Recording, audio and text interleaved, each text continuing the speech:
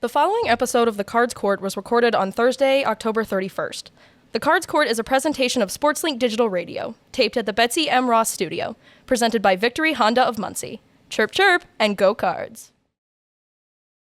Good afternoon and welcome to this week's edition of The Cards Court here from the beautiful Betsy M. Ross Studios at Ball State SportsLink. We're back. Griffin, Leonard, Sam Neiger. This is The Cards Court, the number one Ball State basketball vodcast weekly in the world.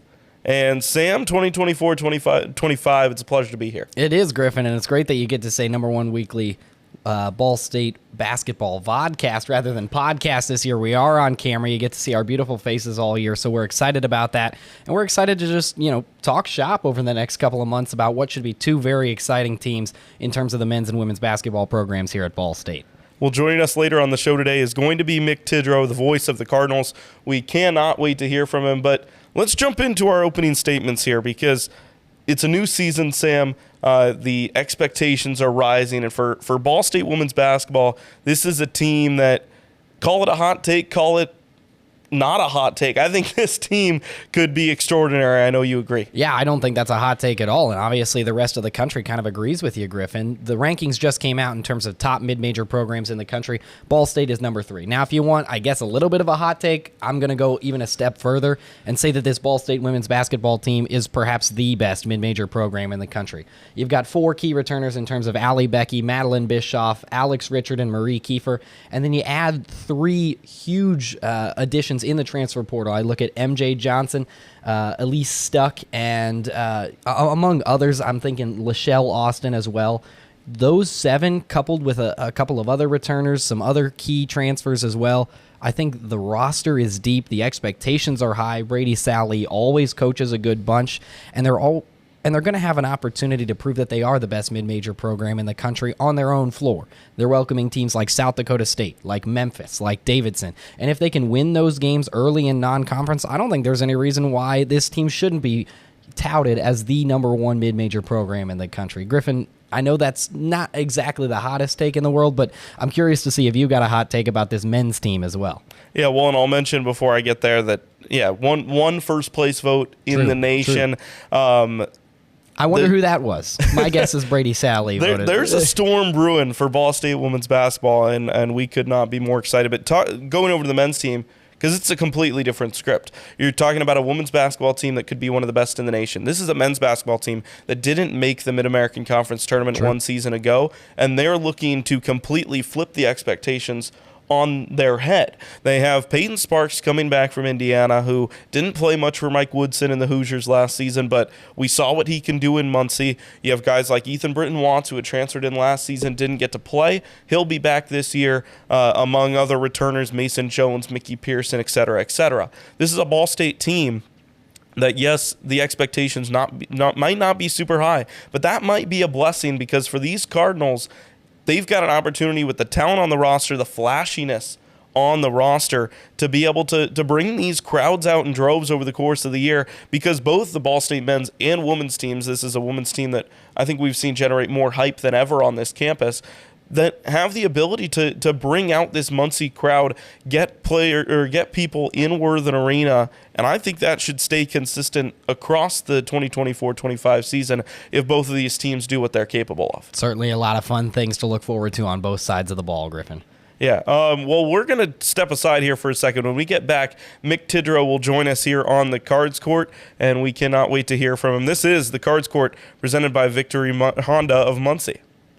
Victory Honda of Muncie. We're not just another car dealership, and here's why. We stand behind every car we sell and are dedicated to helping our customers save time and money. All our pre-owned cars undergo a rigorous 182-point inspection and come with a 90-day warranty to ensure that you're getting a Victory quality vehicle. Plus, you'll get 2 years of complimentary oil changes and tire rotations. We're part of a top 15 dealership group and have an enormous selection of vehicles with access to inventory at over 45 locations. You always get more for your trade and the best possible rates with us. We have an excellent relationship with hundreds of lenders. Our exclusive Car Doc maintenance and membership program will help you save hundreds of dollars in the process of maintaining your vehicle. Lastly, our state-of-the-art body shop and certified technicians perform high-quality repairs and paintwork on most vehicle makes and models.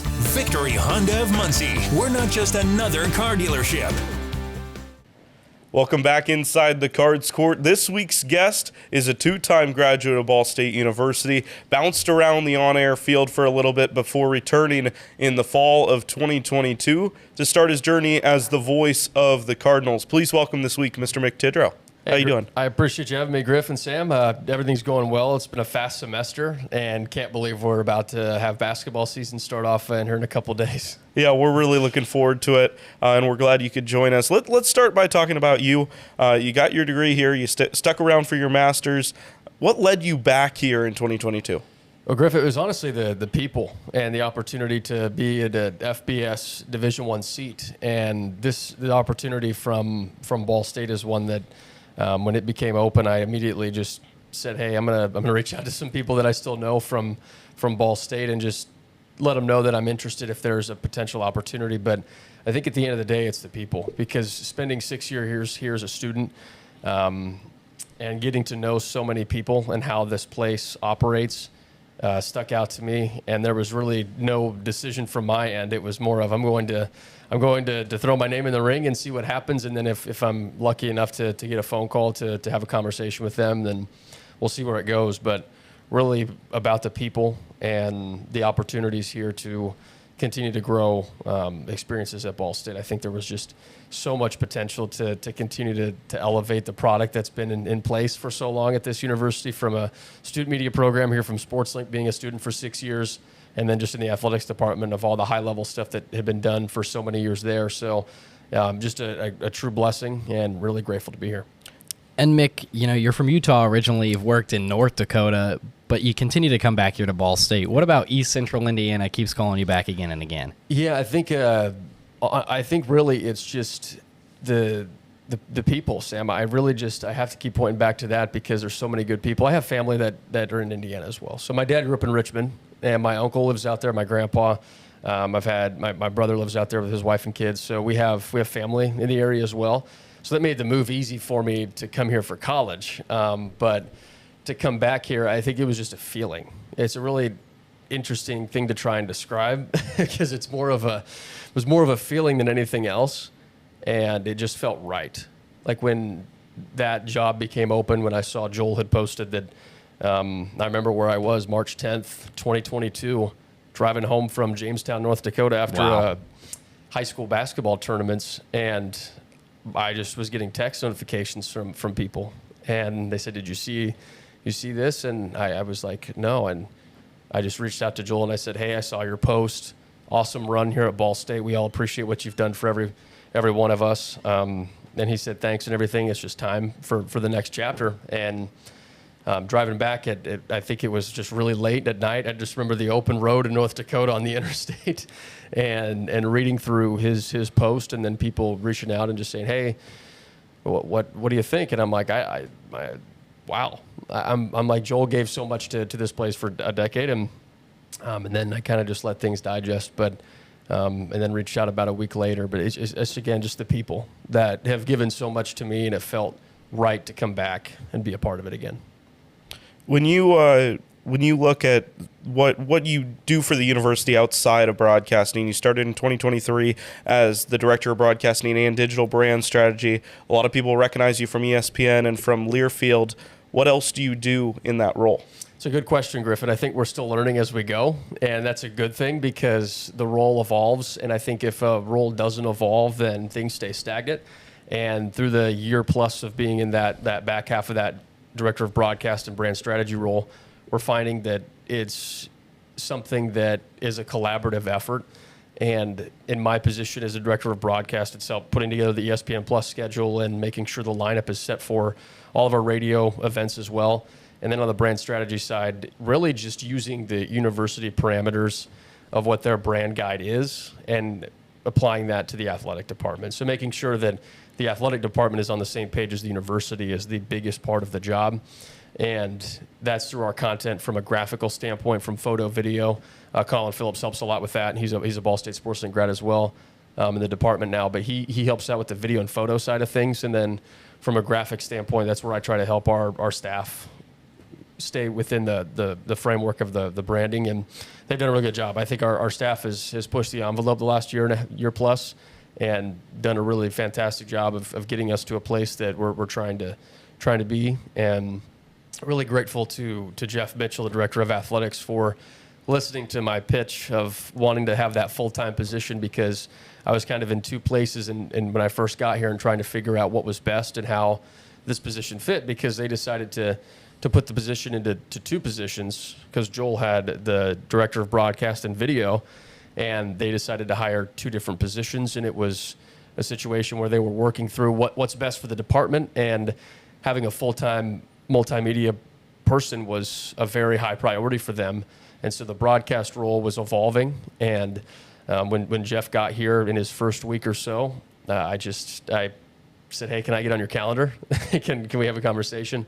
And then I just gave him a sheet of paper and said, here's what I could offer to the department, and I feel like this could help grow and help you in the transition of you being a director of athletics for the first time. And he is very much big on branding, and I thought that would be something that my skill set aligns with after a few jobs that I'd had, and it worked out perfectly. So within that role, Griffin, it's more of just trying to make sure that all of our content has a cohesive look and it fits within the university's brand as well.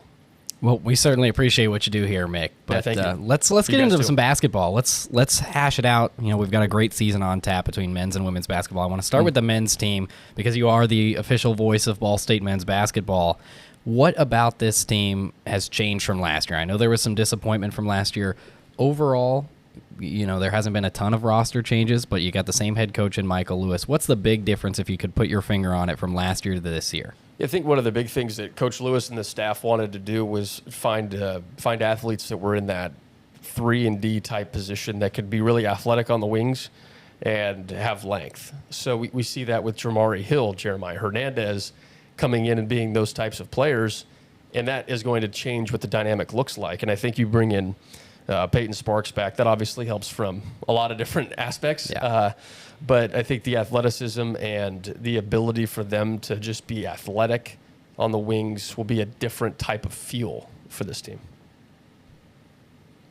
Mick, when you look at the way this team has changed with the incoming transfers, a couple starters lost. I guess how do you think this team just changes year to year in their style of play? Do you think we'll see a more aggressive full court team, slow the ball down half court? What do you expect from play style? Yeah, I think that's going to be something we'll figure out as we go along, because of all the different pieces that we do have on the roster. And I think that's the fun challenge that Coach Lewis has right now, of making sure that he can use the athleticism properly and then also use some of the depth, because I think this team can be deep. I think there is an opportunity for this team to have, in my guesstimation, 9 to 10 players that can get on the court. That's great. And to have that's a hard question to answer, Riff, right now, because there's different styles of play within individuals, and how do they all come together to form a team that fits a specific style. I think that's something that they're working on. And I'm really excited to see what develops into that, because there are different types of athletes on the roster and how they constructed it. There is so many different ways that they could possibly go. Do they play fast? Do they play slow? Do they defense heavy, transition defense to offense? I think that the Georgia State game, and to open things up, could give us an indication. But right now, Griff, I think they're trying to figure that out at this point too. In a good way. In a good way. Yeah, and you mentioned a lot of the 3-and-D guys that Coach Lewis brought in this year. Are we going to see more of a three-point heavy offense this year, in your opinion? And do you think that is a successful recipe in the MAC? Yeah, I'm not sure what that three-point game is going to look like because of rotations and things like that. I think from an efficiency standpoint, looking at the numbers, Juancy Gorosito from Portland, really high percentage three-point shooter. Mickey Pearson, when he shoots the three, very high efficient three-point shooter. Jamari Hill can really hit it from three as well. So Jeremiah Hernandez. So I think there's going to be a high efficiency from three. What the volume looks like, I'm not sure, but the athletes are there in place to have this work out. And we get to see Ethan Britton Watts for the first time as well, see what his three-point ball looks like in a Cardinal uniform. But at the end of the day, I think that the style of play will come as we go. I think from an efficiency standpoint, though, these players have put themselves in a good position. The coaching staff has put themselves in a good position to shoot a high percentage. We're entering year 3 of the Michael Lewis era, and when we talk about expectations as the season begins to get underway, it's no secret that last year is a disappointment for the men's squad. They didn't make the Mid-American Conference tournament in Cleveland. There were a couple games that slipped away on the end stages that I think changed that dynamic of what this season could have been last year. What should Cardinal fans' expectations be going into year 3 of the Lewis era? Yeah, I look at the MAC preseason poll, and Ball State picked 7th, and my first immediate reaction was, "Wow, that's low," because this team is different. This team is constructed different. This team has just a different feel, and I think that you look at what this team could be, and I believe that the preseason rankings are, of course, a lot to do with the year before and experience coming back, but I think the expectations from where I sit are, I think this is going to be a really good basketball team, and they have a ton of really good athletes, so that helps out in that respect. But I think fans should be expecting to see a high-flying team, an athletic team, a fun squad, even though there's a lot of new faces. You have the core pieces and players like Mickey and Ben and Zane and Mason coming back, and then get to see Ethan for the first time. Yuri's really developed this year in the offseason. So you have familiarity, but then there's also some athletic pieces coming in. I think the expectations should be a very entertaining, fun basketball team that, in my eyes, I think is going to be a very good team and very competitive in the MAC. So I like what they've done. I really do. I can't say enough about how they constructed the roster, just because they filled what they needed to fill. And Coach Lewis has talked about it too, of just making sure that they have that athleticism that they're looking for, and they got it. So I think, and also like last year was the 15 and 16 record was tough, but you look at every game that they were in at the end of, they were there, and that, I think, speaks volumes to how much they could coach out of the players and how much the players respected playing for Coach Lewis and staff. And I know we saw the injuries really pile up on them last year. So this year they stay healthy and play like what we've seen in practices and things like that. I think this team is in a really good position. Yeah, and Mick, I completely agree with everything you said, but it did seem like we were saying some of these same things at the start of last year. A team full of great individual ballers that have a lot of athleticism, that is well coached. Yes, the injuries were a problem, but it seemed to me that to a certain degree, on-court leadership was lacking a little bit last year. I know there were some key pieces that transferred out ahead of last year. It just felt to me like there wasn't a definitive leader on the basketball court. Do you think that's changed this year? And if so, who's stepping into that role? Yeah, I think Peyton Sparks has naturally come back and helped fill some of that void, right? I think he's been able to come in and be a vocal leader and showcase his experience at this level within this program, and I think that's a major help. I think when you see players like Peyton, and then Jeremiah Hernandez has had a lot of Division I experience to come in and be leaders. I know Coach Lewis is always pushing guys to be more vocal, and that's one area that I think that every team can probably improve in. But when you look at just the natural leadership, I think Peyton's come in and helped ease that a little bit this year, and made that case to be that guy from a leadership standpoint. And I know they're pushing all the returners to be in that position as well. But I think it naturally has to come from somebody like a Peyton or a point guard that can come in and fill that. And I think Ethan's a really good leader. Ethan's a really good leader, and he's commanded the respect of his teammates over the last couple of years. So we'll see how all that kind of plays out. Yeah, well, let's go ahead and pivot to women's basketball. Brady Sally and co. had one of the most historic seasons in Ball State women's basketball history last year. A lot of expectations coming in, but they still haven't found that postseason success that they're looking for. As we get 2024 underway, we saw on Wednesday defeating IU Kokomo in the exhibition. Of course, That was expected, but able to put up 98 points on that IU Kokomo team. Just with so many options offensively for this Ball State women's basketball team, what is there to not be excited about with this team? You should be excited about everything because this team is positioned itself very well. Coach Sally and that staff recruited their tails off. Like, this is a team that they put together after that Kent State loss in the tournament. Brady and co wanted to go get rebounders and make sure that they didn't have any issues with the rebounding. And I don't think it's going to be a problem this year because of the players that they brought in are so talented down on the post, and they're hungry for rebounds. And just the way that they play is very conducive to what they want to do long term. Like, they still want to be able to shoot the ball and have a very high-powered offense, but I think sometimes when you get deeper into the season, having a defense that can shut down opposing offenses is just as important.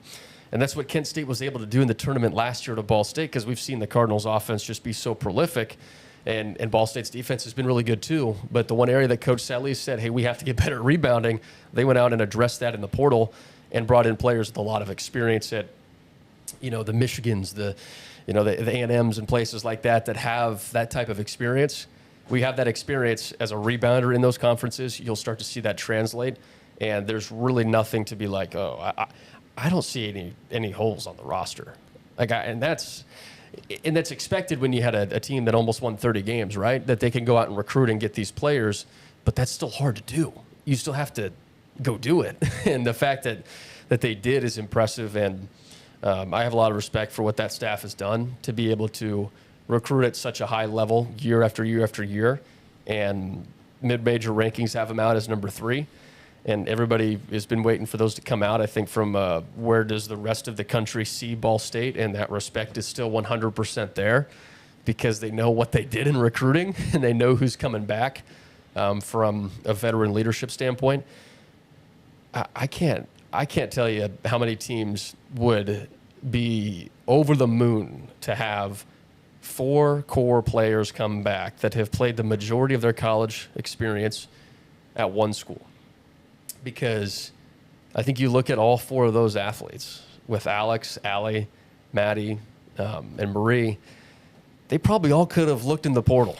Let's be honest. Yeah. They all probably could have looked in the portal, but they didn't because they love the coaches, they love Ball State, and they have something to prove. And I think that is a testament to the culture that has been built at Ball State women's basketball.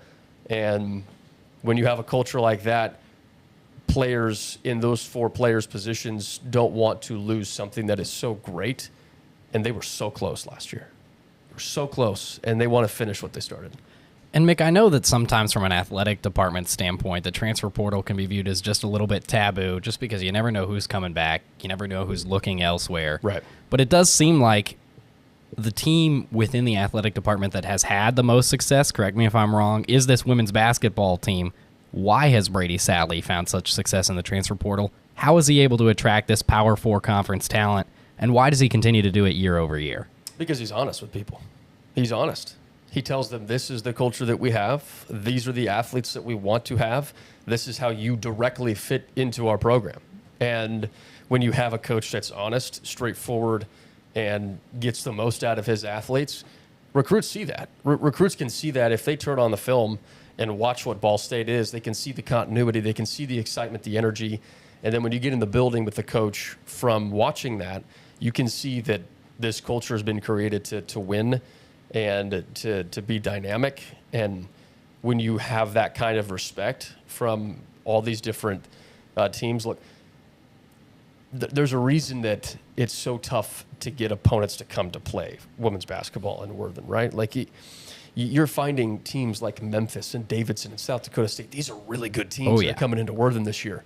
These teams are coming into a very tough environment, and they know it because of what the staff has done and how it's been built. So I think to directly answer your question, Sam, it's just about the consistency, the honesty, and the ability to get the most out of players. And that honesty has directly translated to the success and the culture. Ball State women's basketball identity has always been defensively to make the opponents uncomfortable, right? We talked about rebound, and we talked about trying to address that gap by bringing in some of those bigger, stronger bodies on the rebounding glass. Do you think that could then be a little bit of a problem when you look at the way that Ball State likes to push the tempo, try to make opponents uncomfortable, trying to generate steals, blocks, and just constantly quicken that pace? Will Ball State struggle in that area a little bit this year as a result of bringing in some of those rebounders? I don't think so. I think you found players in the portal that can do all of that. And I know that it was an exhibition matchup, but you see them put them almost 100 points and almost not skipping a beat from an offensive standpoint. So from my estimation, they went out and recruited players who can do exactly what they want to in all those phases. And that is, again, really hard to do, to find athletes that fit all of those areas. And I think that they're constructed in a way from a roster standpoint to be able to rebound, push the pace, play good defense. Mick, Griffin asked you just a minute ago an expectations question about the men's team. I don't want to phrase it necessarily exactly the same way because there's a lot of unanswered questions about that men's team, whereas we kind of know what we've got with this women's team. Number 3 in the country in terms of mid-major rankings. So we expect big things out of this Ball State team. What is different about this team in terms of the postseason? I know that's a ways away, but that's been the albatross around the neck of Brady's Sal Lee. What about this team is going to get them over the hump in the postseason? How they built from the offseason. I think that they had their core group of players, and they added to that with great athletes. I think that is what can help push them to the promised land and get them to the NCAA tournament. And I think the rest of the MAC also realizes that by putting them number 1 in the preseason poll. And they understand that, they kept all 4 of those players, and then they did that in the portal. I think that any part of the coaching staff that may have had reservations about roster construction were tossed aside when they were able to get commitments from these recruits. So I think when you're talking about the postseason and if they're constructed to do it in the postseason, the answer is absolutely yes. I think this is a year where they have all the talent, all the ability, and I know I'm hyping them up, but I think it's well-deserved when you come off a program record wins and you keep your core group of players and you bring in really good athletes. And I know that they have a whole season to play and things happen, but at the end of the day, there's so much to be excited about, and that team is positioned itself well to go win a conference tournament. Number 1 in the Mid-American Conference preseason poll, number 3 in the women's mid-major top 25 with 1 first place vote. Right. And really only up from there, at least we hope. A lot of expectations, a lot to look forward to in both the men's and the women's side. Mick, thanks for joining us. I'm more excited than I was 20 minutes ago. I'm fired up. We've only got a couple of days left. Let's go. It's go time. I couldn't be more excited for basketball. Well, Sam and Griff, I appreciate you both having me on, and let's have a great basketball season, guys. Go Cards. Yeah, amen. Mick Tidrow, the voice of the Cardinals. When we return, Sam and I will hit you with our closing thoughts. This is the Cards Court presented by Victory Honda of Muncie. For the best stories, access, and coverage of Ball State sports, follow SportsLink on social media platforms Twitter, Facebook, Instagram, and Snapchat. Search @BSU SportsLink. Welcome back here on the Cards Court. We just heard from the voice of the Cardinals, Mick Tidrow. Back to Sam and I. And Sam, let's just dive into this schedule here in the first week of the season. A couple entertaining matchups to look for. It all kicks off with the MAC Sun Belt Challenge. Women's basketball hosting Old Dominion. It's Meet the Team night, a chance for Ball State fans to get acclimated with this roster early on. Ball State men's basketball at the same time while they travel out to Atlanta to take on Georgia State. Then we have another doubleheader on Friday night with men's basketball hosting Franklin College. That's a Ball State SportsLink ESPN Plus event, and we hope you're able to join us for that. Followed by women's basketball against IU Indy. Same thing there, doubleheader, SportsLink Friday.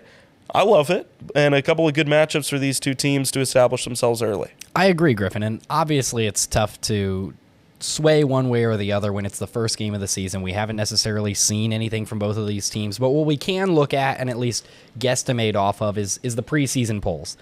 Ball State, on terms of the women's side, is number 1 in the preseason poll for the MAC. They're number 7 on the men's side in the preseason poll. Now, you look at the Sun Belt Conference, both of these teams opening against a Sun Belt team, seeing as it is the MAC Sun Belt Challenge, which I think is great, by the way, to kind of feed off of what we see from a Big Ten ACC challenge up at the power conference level. I think that's great that the Sun Belt and the MAC have come together and developed that at the mid-major level as well. But I take a look at the the Sun Belt preseason poll, and I want to start on the men's side. Georgia State is even lower in their preseason poll than Ball State. They're 12th out of 14 teams, so this is a very winnable game for Ball State. You don't have to necessarily be on the money from the jump. Obviously, you want to be as clean in your execution as you can, as early as you can, but I think this Georgia State team affords Ball State to make some mistakes early and to play their way into the game. And I think if the men's team is able to get their footing by the end of the first quarter, they have the ability to really knock down this Georgia State team and get the opening win. And then you come back home against Franklin College. Obviously, they're not an NCAA Division I school, so the expectation there is to win in the home opener. I don't think that that's necessarily out of the question. They should be able to take care of business at home. There's a real opportunity for this team to be 2-0 at the end of the first week, which would be huge for a team that missed the MAC tournament last year. The same goes for the women's basketball team, but for different reasons. Old Dominion ranked at number 3 in the Sun Belt Conference preseason poll, so this is a team that could present some challenges to Ball State, but I think if we can base anything off of the exhibition game where Ball State took care of business against IU Kokomo, dropped 98 points. This team's ready to go. They're already firing on all cylinders, and I think that's going to translate into a home opener against Old Dominion. Mick talked about it. This is one of the toughest places to play in mid-major basketball, and if that's the case, Old Dominion's going to have their hands full early in the season. First game, you're going to have some of those first game jitters. I think Ball State has what it takes to execute for a full 4 quarters of basketball right off the jump, and that's really a lot to be excited about. And then you stay at home for game 2. Really, Ball State plays their first 3 games in the hallowed halls of Worthen Arena, so IU Indy, for the second game for Ball State women's basketball, similar story. They're going to have their hands full. They maybe get a little shaken early against Ball State. I think there's an opportunity for this team to go 2-0 at the end of the first week as well, and we could have a real buzz around campus about how good both of these basketball teams are after just a couple of games. Well, we're certainly excited for Ball State women's and men's basketball. That's a look at the upcoming schedule for the two teams. A reminder to tune in on SportsLink Digital Radio as we get ready for some quality basketball. Both men's and women's will be streamed on SportsLink Digital Radio over the course of the season, and we could not be happier. I know I'll be tuning in if I'm unable to be at Worthen for any reason. But that is your look at the upcoming schedule. Let's turn to close this thing out to our closing remarks. Just one thing from this women's basketball team that you want to see them do in their home openers here in the next week. Griffin, I don't think it's unreasonable to say that I want domination.